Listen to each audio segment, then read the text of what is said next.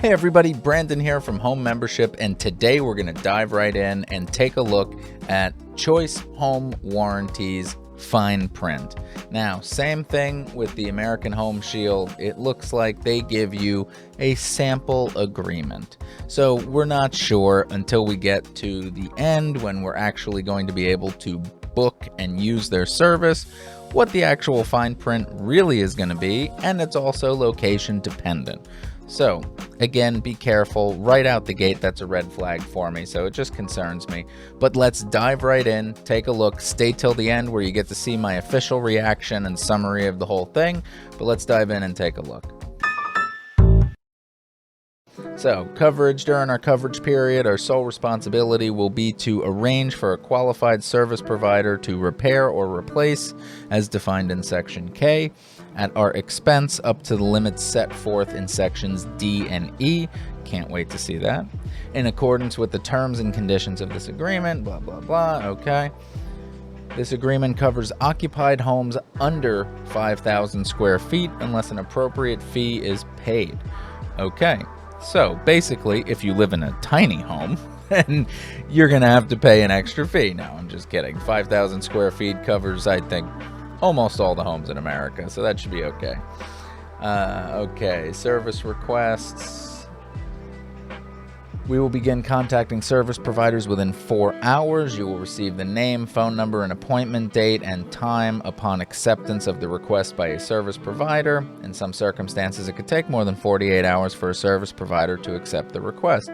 Interesting, because I've done a bunch of reaction videos where I've seen hundreds and thousands of complaints about nothing being done for months and months and months on end. Okay. Anyway, here we go. Coverage.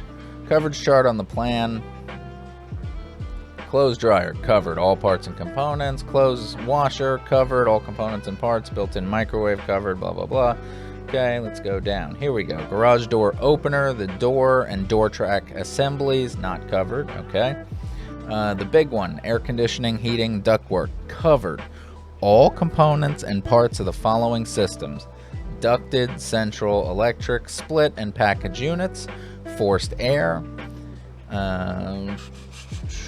okay, geothermal, wall-mounted units, mini splits, heat pumps, floor furnace, hot water or steam circulating unit, okay, and electric baseboard units.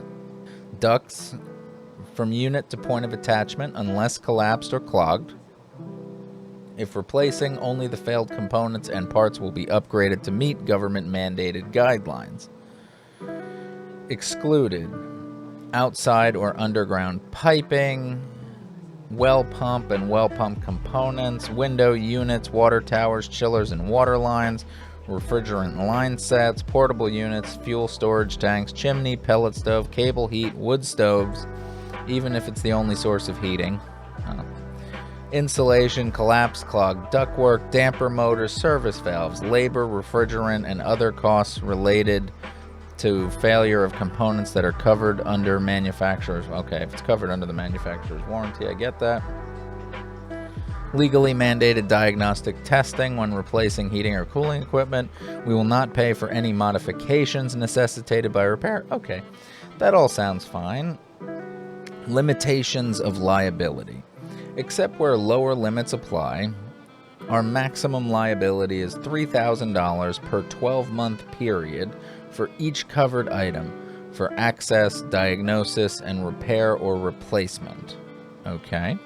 The terms of coverage apply the same whether for fixed or monthly.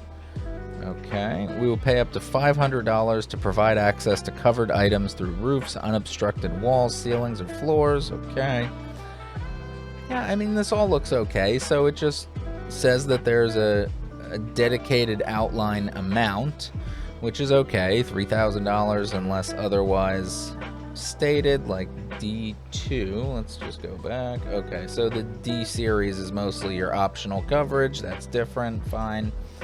Yeah, I mean, the only red flag that I really see here is, one, it's a sample agreement, and two, I've already heard countless complaints from people who actually have their service and how they do anything they can to weasel their way out of it. So again, we're looking at a sample agreement here. This was the only thing I could find in terms of like fine print. But what I really recommend above all is due diligence. There's nothing in the world that's going to beat due diligence. Check out the reviews of everybody, compare them apples to apples. We actually will have a video coming out on that where we're comparing the best home warranty plans. So give that a look. I highly recommend it. Head on over to homemembership.com. The best due diligence starts right there where you go through our site. You see everything from the hard to find parts locator to our service provider search tool where we can help you find a provider. But we highly recommend and almost prefer that you use someone that you know and trust, and we will reimburse you for it, which is brand new in the industry. Even if they say they do it, they certainly don't let you. So just be careful. So in the meantime, just be careful. Head on over to Home Membership. Check us out. I highly recommend the paid plan if you want to get service, but at the bare minimum, we have a free plan. So I definitely recommend taking advantage of it because, as my dad used to tell me, anything for free can't be all bad. So until next time, take care and have a good one.